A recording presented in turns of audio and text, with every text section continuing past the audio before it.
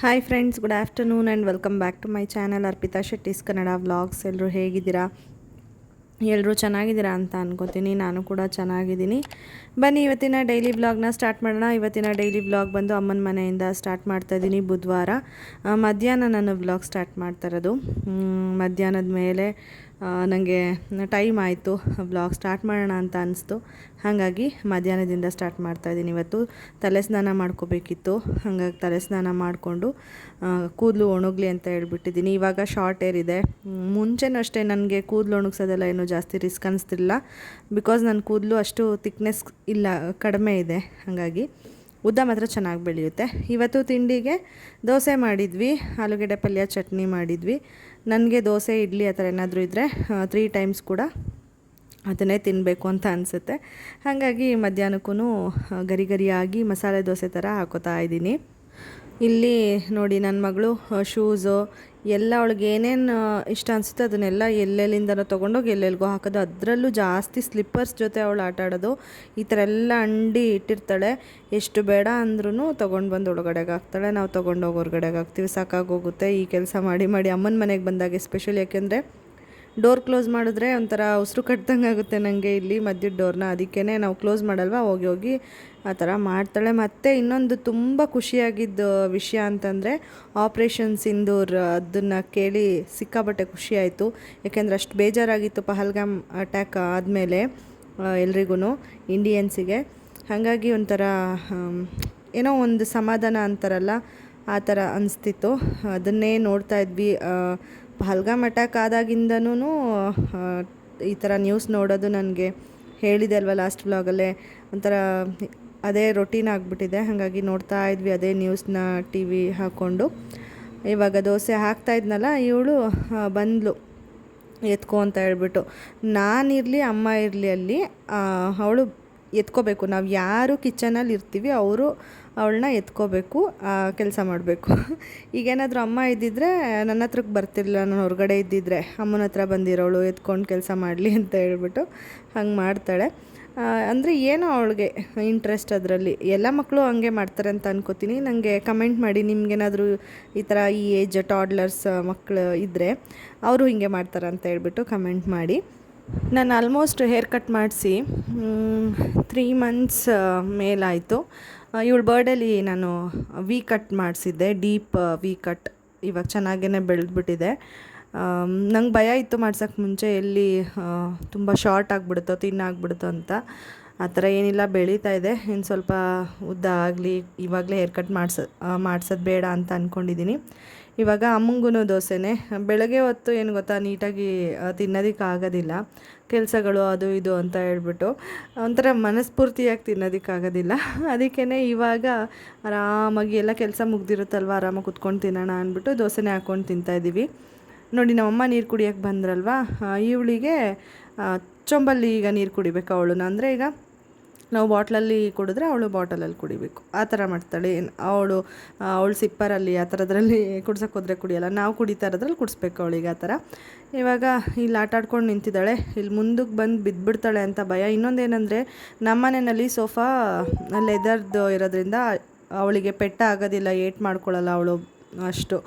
ಇಲ್ಲಿ ಮರದ್ದಾಗಿರೋದ್ರಿಂದ ಎಡ್ಜಸ್ ಎಲ್ಲ ಇದೆಯಲ್ವಾ, ಹಾಗಾಗಿ ತಲೆಗೆ ಏಟ್ ಮಾಡ್ಕೊಂಬಿಡ್ತಾಳೇನೋ, ಇನ್ನೆಲ್ಲಿಗೆ ಏಟ್ ಮಾಡ್ಕೋತಾಳೋ, ಜೋರಾಗಿ ಓಡಿ ಬಂದು ಅನ್ನೋದೊಂದು ಭಯ. ಸ್ವಲ್ಪ ಕೇರ್ಫುಲ್ಲಾಗಿ ನೋಡ್ಕೋಬೇಕು. ಈ ಕಡೆಗೆ ಬಿದ್ದುಬಿಡ್ತಾಳೆ ಅಂತ ಹೇಳ್ಬಿಟ್ಟು ನೋಡ್ತಾ ಇದ್ದೀನಿ. ರಿಮೋಟ್ ತೊಗೊಂಡು ಟಿ ವಿ ಚಾನೆಲ್ ಚೇಂಜ್ ಮಾಡ್ತಾ ಇದ್ದಾಳೆ. ಒಂದೊಂದು ಸರಿ ಫೋನ್ ಥರ ಆಟ ಆಡ್ತಾಳೆ, ಒಂದೊಂದು ಸರಿ ಚಾನೆಲ್ ಚೇಂಜ್ ಮಾಡ್ತಾಳೆ. ಅವಳಿಗೆ ಹೆಂಗಿರುತ್ತೋ ಮೂಡು ಆ ಥರ. ಆಮೇಲೆ ಬಿಸಾಕ್ಬಿಡೋದು ತೆಗ್ದು. ಎಷ್ಟು ಸರಿ ಬಿಸಾಕ್ತಾಳೋ ಗೊತ್ತಿಲ್ಲ.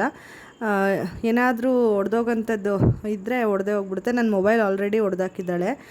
ನಾನು ಬೇರೆ ಅದಕ್ಕೆ ಸ್ಕ್ರೀನ್ ಗಾರ್ಡ್ ಕೂಡ ಹಾಕ್ಸಿರ್ಲಿಲ್ಲ. ಒರಿಜಿನಲ್ ಸ್ಕ್ರೀನ್ ಏನಿದೆ ಅದನ್ನೇ ಈ ಕ್ಯಾಮ್ರಾ, ಫ್ರಂಟ್ ಕ್ಯಾಮ್ರಾ ಹತ್ರ ಬಂದು ಸ್ವಲ್ಪ ಇದಾಗ್ಬಿಟ್ಟಿದೆ, ಸೀಲ್ ಬಿಟ್ಕೊಂಡಂಗೆ ಆಗಿದೆ. ಒಂದು ದೊಡ್ಡದು ಒಂದು ಯು ಶೇಪಲ್ಲಿ ಆ ಥರ ಒಡೆದೋಗಿದೆ. ಏನು ಮಾಡೋಕ್ಕಾಗಲ್ಲ.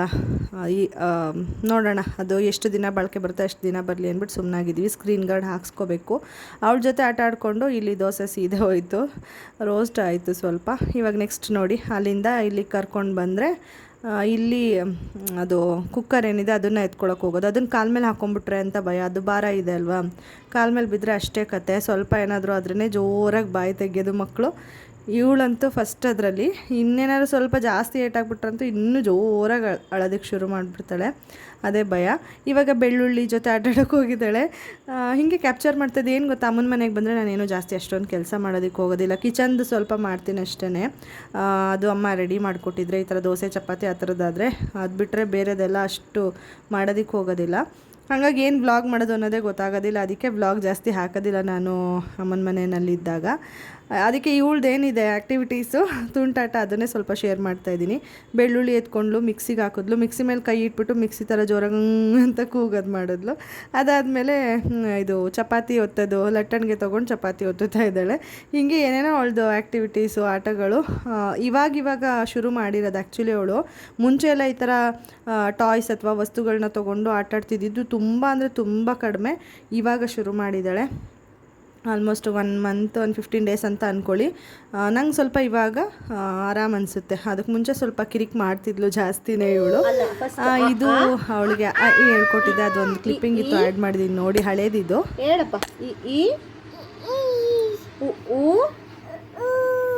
ರು ಎ ಹೇಳಮ್ಮ. ಹೇಳು. ಎ ಬಾಕಂದಲ್ಲಿ ಎ ಹೇಳು. ಎ ಐ ಹೇಳಲ್ವಾ? ಹೇಳು. ದ್ರಾಕ್ಷಿ ಅಲ್ಲ. ಎ ಐ ಓ ಹೇಳು. ಓ ಅನ್ನ. ಓ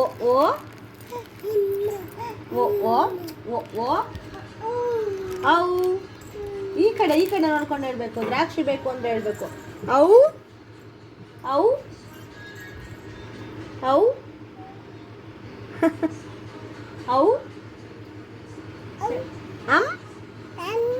ಆಹಾ. Good girl. ಬಂಗಾರ.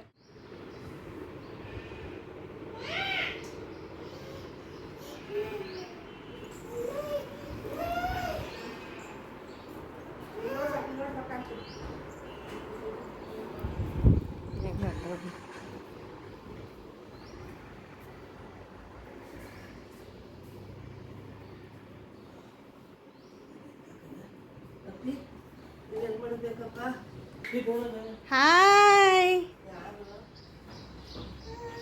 Artist credit goes to friends. ಈ ಲಾಸ್ಟ್ 2 ಕ್ಲಿಪ್ಪಿಂಗ್ಸ್ ಏನು ನೋಡಿದ್ರಿ, ಈ ಹೇಳಿದ್ದು, ಅದು ಬಂದು ಲಾಸ್ಟ್ ಟೈಮ್ ನಾನು ಅಮ್ಮನ ಮನೆಗೆ ಬಂದಿದ್ದೆ ನೋಡಿ, ಆವಾಗಲೇ ರೆಕಾರ್ಡ್ ಮಾಡಿ ಇಟ್ಕೊಂಡಿದ್ದೆ. ಅದಕ್ಕಿಂತ ಮುಂಚೆನೇ ಹೇಳ್ತಿದ್ಲು ಸ್ವಲ್ಪ, ಒಂದು 10 to 15 ಡೇಸ್ ನಾನು ಹೇಳ್ಕೊಡ್ತಿದ್ದೆ, ಟ್ರೈ ಮಾಡೋಳು. ಅದು ಕ್ಯಾಪ್ಚರ್ ಮಾಡ್ಕೊಳ್ಳೋಕ್ಕೆ ಆಗ್ತಿರಲಿಲ್ಲ. ಬಟ್ ಫೈನಲಿ ಕ್ಯಾಪ್ಚರ್ ಮಾಡಿದ್ನಲ್ಲ, ಅದು ಹಾಗೆ ಇಟ್ಕೊಂಡಿದ್ದೆ, ನಿಮ್ಮ ಹತ್ರ ಶೇರ್ ಮಾಡ್ಕೊಳ್ಳೋಣ ಯಾವುದಾದ್ರೂ ಒಂದು ಬ್ಲಾಗಲ್ಲಿ ಅಂದ್ಬಿಟ್ಟು ಶೇರ್ ಮಾಡ್ಕೊಂಡಿದ್ದೀನಿ. ಸುಮ್ಮನೆ ಟ್ರೈ ಮಾಡ್ತಾಯಿದ್ರೆ ಹಂಗೇ ಹೇಳ್ತಾರೆ ಕೆಲವು ಮಕ್ಕಳು, ಇವಾಗ ಸ್ವಲ್ಪ ಮಾತಾಡೋದು ಕಲ್ತಿದ್ರೆ. ಹಾಗಾಗಿ ಇವಳು ಹೇಳ್ಕೊಟ್ನಲ್ವ, ಹೇಳಿದ್ಲು, ಕ್ಯೂಟಾಗಿ ಹೇಳಿದ್ಲು, ಚೆನ್ನಾಗಿ ಅನ್ನಿಸ್ತು ನನಗೂ. ಅದಾದಮೇಲೆ ನೋಡಿದ ಕ್ಲಿಪ್ಪಿಂಗ್ಸ್ ಬಂದು ಅಮ್ಮನ ಮನೆಯಿಂದ ನಾನು ನಮ್ಮ ಮನೆಗೆ ಹೋದೆ ನೋಡಿ. ಅಪ್ಪ ಅಮ್ಮ ಎಲ್ಲ ಇದ್ದರು. ಆ ಟೈಮಲ್ಲಿ ಸುಮ್ಮನೆ ಆಟಾಡ್ಕೊಳ್ಳಿ ಅಂತ ಹೇಳ್ಬಿಟ್ಟು ಬಿಟ್ಟಿದ್ವಿ. ನೋಡಿದ್ರೆ ನಾವು ಏನೋ ಮಾತಾಡ್ಕೊಂಡು ಕೂತಿದ್ವಿ, ಅಮ್ಮ ನಾನು ಅಪ್ಪ ಎಲ್ಲ ಅಂದ್ಬಿಟ್ಟು. ಮನೆಯೆಲ್ಲ ಆ ಥರ ಮಾಡಿ ಇಟ್ಟಿದ್ಲು. ದಿನ ಮಾಡ್ತಾಳೆ, ಅಲ್ಲಲ್ಲೇ ಕ್ಲೀನ್ ಮಾಡಿಬಿಡ್ತೀನಲ್ವ, ಅಷ್ಟು ಗೊತ್ತಾಗ್ತಿರ್ಲಿಲ್ಲ. ಅವತ್ತು ಏನೋ ಸ್ವಲ್ಪ ಬ್ಯುಸಿಯಾಗಿ ಮಾತಾಡ್ಕೊಂಡು ಕೂತ್ಕೊಂಡ್ವಿ, ಹಾಗಾಗಿ ಮನೆಯೆಲ್ಲ ಆ ಥರ ಮಾಡಿ ಇಟ್ಟಿದ್ಲು. ಇದೇನಂದರೆ ಆ್ಯಕ್ಟಿವಿಟಿ ಅವಳದು, ಕುದುರೆ ಮೇಲೆ ಕೂರಿಸಿದ್ವಿ ಅಲ್ವ ಟ್ರಿಪ್ ಹೋದಾಗ, ಅದು ಆದಾಗಿಂದನೂ ಏನಾದರೂ ಸಿಗಂಗಿಲ್ಲ, ಈ ಥರ ಕೂತ್ಕೊಂಡು ಕುದುರೆ ಓಡಿಸೋ ಥರ ಮಾಡೋದು.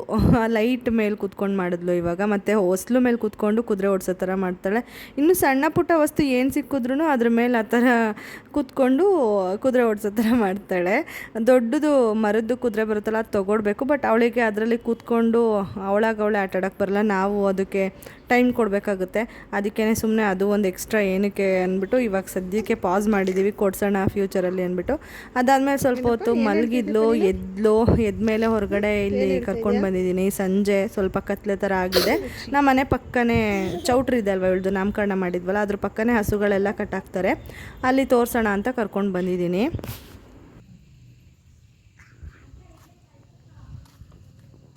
ಹೇಳಪ್ಪ ಅದೇನು ಹೇಳ್ತಿದ್ದಲ್ಲ ಹಾಂ ಹೇಳು ಮಗನೇ ಹ್ಞೂ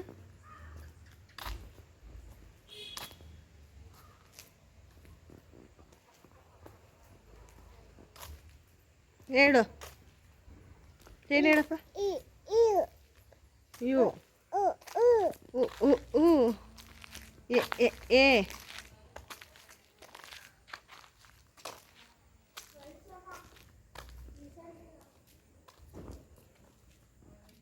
ನೆಕ್ಸ್ಟ್ ಅದಾದಮೇಲೆ ಇಲ್ಲಿ ಮನೆ ಮುಂದಕ್ಕೆ ಕರ್ಕೊಂಡು ಬಂದೆ. ಅಲ್ಲಿ ಕಟ್ಟೆ ಇದೆಯಲ್ಲ ಅದ್ರ ಮೇಲೆ ಕೂತ್ಕೊಳ್ಳೋದು, ಆ ಥರ ಮಾಡ್ತಾಳೆ. ಇವಾಗ ಶೂಸ್ ಬಿಚ್ಚಬೇಕು ಅವಳು. ಆಯ್ತಲ್ಲ ವಾಕ್ ಮಾಡ್ಕೊಂಡು ಬಂದಿದ್ದು ಅಂತ ಹೇಳ್ಬಿಟ್ಟು ಶೂ ಬಿಚ್ಚಕ್ಕೆ ಹೋಗ್ತಾಯಿದ್ಲು. ಇಲ್ಲಿ ಆಟಾಡೋಕೆ ಅವಳಿಗೆ ಚೆನ್ನಾಗಿದೆ ಆ್ಯಕ್ಚುಲಿ. ಹೊರಗಡೆಗೆ ಸಡನ್ನಾಗಿ ಬಂದುಬಿಡ್ತಾಳೆ, ಅದೊಂದು ಭಯ. ಡೋರ್ ಓಪನ್ ಮಾಡ್ಕೊಳಕ್ಕೆ ಬರುತ್ತೆ ಅಂದರೆ ಸ್ವಲ್ಪ ಏನಾದರೂ ಗ್ಯಾಪ್ ಇದ್ದರೆ ಸಾಕು ಓಪನ್ ಮಾಡಿಕೊಂಡು ಈಚೆಗೆ ಬರ್ತಾಳೆ. ಅದಕ್ಕೆ ಬೋಲ್ಟ್ ಹಾಕೇ ಇರಬೇಕು ಯಾವಾಗ್ಲೂ. ಇವಾಗ ನೋಡಿ ನೆಗಡಿ ತೆಗೆದು ಒರೆಸೋದು ನಾವು ಯಾವಾಗಾದರೂ ಅಮ್ಮ ನಾನು ಮಾಡಿರ್ತೀವಲ್ವ ಈ ಥರ, ಅದನ್ನು ನೋಡ್ಕೊಂಡಿದ್ದಾಳೆ, ಹಂಗೇ ಮಾಡ್ತಿದ್ದಾಳೆ. ಎಷ್ಟು ಫಾಲೋ ಮಾಡ್ತಾರೆ ಅಂದರೆ ಈಗಿನ ಕಾಲದ ಮಕ್ಕಳು ಅಷ್ಟು ಬೇಗ ಕಲ್ತ್ಕೊಳ್ತಾರೆ. ಹುಷಾರಾಗಿರಬೇಕು ಇವ್ರ ಹತ್ರ. ಆ ಥರ ಮಾಡಿಬಿಟ್ಟು ಅದಾದಮೇಲೆ ಇಲ್ಲಿ ಕೂತಿದ್ದಾಳೆ ಸುಮ್ಮನೆ ರಂಗೋಲಿ ಎಲ್ಲ ಅಳಿಸೋದಕ್ಕೆ, ಏನೋ ಅವಳು ಆಟ ಆಡೋದಕ್ಕೆ ಕೂತಿದ್ದಾಳೆ. ಒಟ್ಟಿನಲ್ಲಿ ರಂಗೋಲಿ ಅಳಿಸ್ಬೇಕು ಅವಳಿಗೆ, ಅದು ಮೈಂಡಲ್ಲಿದೆ. ಯಾವಾಗ ಅಳಿಸ್ತಾಳೆ ಇನ್ನೂ ಗೊತ್ತಿಲ್ಲ. ಮತ್ತು ರೌಂಡ್ ತಿರುಗೋದು ಈ ಥರ ಹೊರಗಡೆ ಕರ್ಕೊಂಡು ಬಂದಾಗ, ಎಸ್ಪೆಷಲಿ ಅಮ್ಮನ ಮನೆಗೆ ಕರ್ಕೊಂಡು ಬರ್ತೀನಲ್ವ, ಆವಾಗ ಹೊರಗಡೆ ಕರ್ಕೊಂಡು ಬಂದಾಗ ಮನೆ ಮುಂದೆ ಜಾಗ ಇರುತ್ತಲ್ಲ ಅಲ್ಲೇ ಮಲ್ಕೊಳಕ್ಕೆ ಹೊರಟೋಗೋದು. ಅಂದರೆ ಗಾರೆ ನೆಲ ಥರ ಇದೆ ಇಲ್ಲಿ, ರೋಡೆಲ್ಲ ಗಾರೆ ಹಾಕಿದಾರಲ್ವ ಸಿಮೆಂಟಲ್ಲಿ. ನಮ್ಮನೆ ಪಕ್ಕನೂ ಆ ಥರನೇ ಇದೆಯಲ್ಲ, ಅದಕ್ಕೆ ಏನೋ ಹಂಗೆ ಫೀಲ್ ಮಾಡ್ಕೊತಾಳೋ ಏನೋ ಮಲ್ಕೊಂಬಿಡೋದು. ಬಟ್ ಎಲ್ಲರೂ ನೀಟಾಗಿ ಇಲ್ಲಿ ಗುಡಿಸಿ ತೊಳೆದು ಎಲ್ಲ ದಿನ ಮಾಡ್ತಾರಲ್ಲ, ಕ್ಲೀನಾಗಿರುತ್ತೆ. ಆದರೂ ಎಷ್ಟು ಆಟ ಮಾಡಿಬಿಡ್ತಾಳೆ, ಎತ್ಕೊಳ್ಳೋಕ್ಕೆ ಆಗೋದೇ ಇಲ್ಲ. ಆ ಥರ ಎಲ್ಲ ಮೈ ಮುರಿದ್ಬಿಡೋದು ಹಂಗೆಲ್ಲ ಮಾಡ್ತಾಳೆ. ಹಾಗಾಗಿ ಸರಿ ಅಂತ ಸುಮ್ಮನಿದ್ರೆ ಅವಳೇ ಎದ್ದೇಳ್ತಾಳೆ ಅಂದ್ಬಿಟ್ಟು ಹಂಗೆ ಬಿಟ್ಬಿಡ್ತೀನಿ. ಇಲ್ಲಿ ಮಾತ್ರ ಹಂಗೆ ಮಾಡ್ತಾಳೆ ಅಮ್ಮನ ಮನೆಗೆ ಬಂದಾಗ. ಇವಾಗ ಅಪ್ಪ ಸೌದೆ ತೊಗೊಂಡು ಬಂದರು. ಅದು ಇಲ್ಲಿ ಹಾಕ್ಬಿಟ್ಟು ಕೀ ನೋಡ್ತಾರೆ, ಕೀನೇ ಬೀಳ್ಸ್ಕೊಂಡು ಬಂದುಬಿಟ್ಟಿದ್ರು ಗಾಡಿಯಿಂದ. ಹಂಗಾಗಿ ನೋಡ್ಕೊಂಡು ಬರ್ತೀನಿ ಅಂತ ಹೇಳ್ಬಿಟ್ಟು ರಿಟರ್ನ್ ಹೋಗಿದ್ರು. ಆಮೇಲೆ ಸಿಕ್ತಂತೆ, ಅಲ್ಲೇ ಸ್ಟಾರ್ಟ್ ಮಾಡಿದ್ರಲ್ಲ ಅಲ್ಲೇ ಹತ್ರದಲ್ಲೇ, ನಾವು ಹೊಸ ಮನೆ ಏನು ಕಟ್ತಾಯಿದ್ದೀವಿ ಅಲ್ಲೇ ಸ್ವಲ್ಪ ದೂರದಲ್ಲಿ ಬಿದ್ದಿತ್ತಂತೆ, ಸಿಕ್ತು ಅಂದ್ಬಿಟ್ಟು ಬಂದರು. ಇವಾಗ ನೋಡಿ ನಾನು ಹೇಳ್ದೆ ಅಲ್ವ ಮಲ್ಕೊತಾಳೆ ಅಂತ, ಈಗ ಶುರು ಮಾಡಿದ್ನು ಮಲ್ಕೊಳ್ಳೋದಕ್ಕೆ. ಆಮೇಲೆ ಹೆಂಗೋ ಅದೊಂದು ಭಯ ಆಗ್ತಿತ್ತು ನನಗೆ, ಕೀ ಬೇರೆ ಬಿಡಿಸ್ಕೊಂಡು ಬಂದಿದ್ದಾರಲ್ಲಪ್ಪ ಅಂತ ಹೇಳ್ಬಿಟ್ಟು. ಹೆಂಗೋ ಸಿಕ್ತು, ಕತ್ಲೆನಲ್ಲಿ ಸಿಗೋದು ಕಷ್ಟ, ಅದಕ್ಕೇ. ಮತ್ತು ಹೊಸ ಮನೆಯದು ಅಪ್ಡೇಟ್ ಕೇಳ್ತಿರ್ತೀರ, ಅದು ಸ್ವಲ್ಪ ಪಾಸ್ ಆಗಿದೆ, ಕಟ್ತಾ ಇಲ್ಲ ಇವಾಗ ಏನೂ.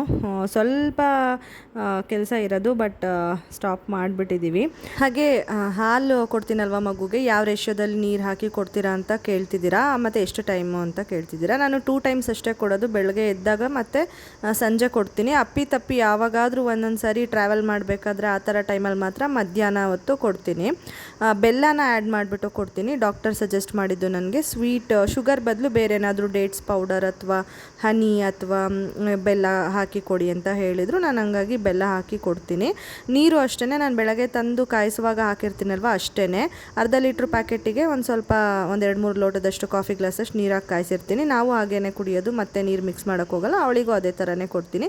ತುಂಬ ಡೈಲ್ಯೂಟ್ ಮಾಡಿದ್ರೆ ಪೌಷ್ಟಿಕಾಂಶ ಅಷ್ಟು ಸಿಗೋದಿಲ್ಲ ಮಕ್ಕಳಿಗೆ ಅಂತ ಹೇಳ್ತಾರೆ. ಹಾಗಾಗಿ ಜಾಸ್ತಿ ತೆಳು ಮಾಡೋಕ್ಕೆ ಹೋಗೋದಿಲ್ಲ ನಾನು, ಈ ರೀತಿ ಕೊಡ್ತೀನಿ. ಹಾಗೆ ಕ್ವಾಂಟಿಟಿ ಬಗ್ಗೆ ಹೇಳೋದಾದರೆ ಸ್ಟಾರ್ಟಿಂಗ್ ಸ್ವಲ್ಪ ಕಡಿಮೆನೇ ಕುಡಿತಿದ್ಲು. ನಾನು ಅರ್ಧ ಗ್ಲಾಸಷ್ಟು ಕೊಡ್ತಿದ್ದೆ, ಅಂದರೆ ಕಾಫಿ ಗ್ಲಾಸಲ್ಲಿ ಅರ್ಧ ಗ್ಲಾಸಷ್ಟು ಕೊಡ್ತಿದ್ದೆ. 3 ಟೈಮ್ಸ್ ಕೊಡ್ತಿದ್ದೆ ಸ್ಟಾರ್ಟಿಂಗು. ಇವಾಗ ಏನು ಮಾಡಿದ್ದೀನಿ, ನಾನು 2 ಟೈಮ್ಸಿಗೆ ರೆಡ್ಯೂಸ್ ಮಾಡ್ಕೊಂಡು ಬಂದುಬಿಟ್ಟಿದ್ದೀನಿ. ಜಾಸ್ತಿ ದಿನ ಏನು 3 ಟೈಮ್ಸ್ ಕೊಡಲಿಲ್ಲ ಅವಳಿಗೆ, ಅರ್ಧ ಗ್ಲಾಸು 3 ಟೈಮ್ಸ್ ಕೊಡ್ತಿದ್ದೆ. ಆಮೇಲೆ ಇವಾಗ ಫುಲ್ ಗ್ಲಾಸು 2 ಟೈಮ್ಸ್ ಕೊಡ್ತೀನಿ. ಅಪರೂಪಕ್ಕೆ ಯಾವಾಗಾದರೂ ಮಧ್ಯಾಹ್ನ ಹೊತ್ತು ಕೇಳ್ದಾಗ ಕೊಡ್ತೀನಿ, ಇಲ್ಲ ಟ್ರಾವೆಲ್ ಮಾಡೋ ಟೈಮಲ್ಲಿ ಕೊಡ್ತೀನಿ ಅಷ್ಟೇ. ಇದಿಷ್ಟ ಆಗಿತ್ತು ಅದ್ರ ಬಗ್ಗೆ ಇನ್ಫಾರ್ಮೇಷನ್ನು. ಮತ್ತು ಬೇರೆ ಎಲ್ಲ ಕೇಳಿದ್ದೀರಾ, ನನಗೆ ಮರ್ತೋಗುತ್ತೆ ಒಂದೊಂದು ಸಾರಿ ವಾಯ್ಸ್ ಓವರ್ ಕೊಡಬೇಕಾದ್ರೆ. ನೆನಪಾದಾಗ ನೆಕ್ಸ್ಟ್ ವ್ಲಾಗಲ್ಲಿ ಹೇಳ್ತೀನಿ, ದಯವಿಟ್ಟು ಬೇಜಾರು ಮಾಡ್ಕೊಳಕ್ಕೆ ಹೋಗಬೇಡಿ. ಹಾಗೆ ಈ ವ್ಲಾಗ್ನ ಕೂಡ ಇಲ್ಲಿಗೆ ಎಂಡ್ ಮಾಡ್ತಾಯಿದ್ದೀನಿ. ಮತ್ತು ನೆಕ್ಸ್ಟ್ ವ್ಲಾಗಲ್ಲಿ ಸಿಗ್ತೀನಿ. ಬಾಯ್.